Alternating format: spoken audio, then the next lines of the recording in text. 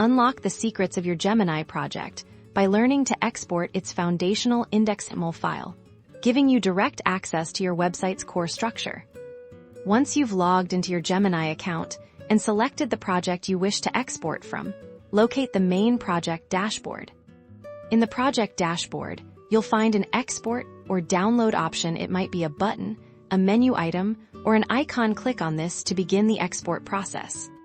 A new window or drop-down menu will appear, presenting you with various export settings. Look for an option to select the file type for exporting your website's primary structure.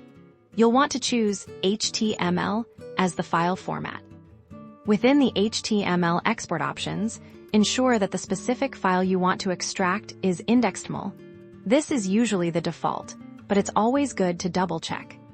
There may be additional settings like code formatting or minification for a straightforward export of the Index.html file.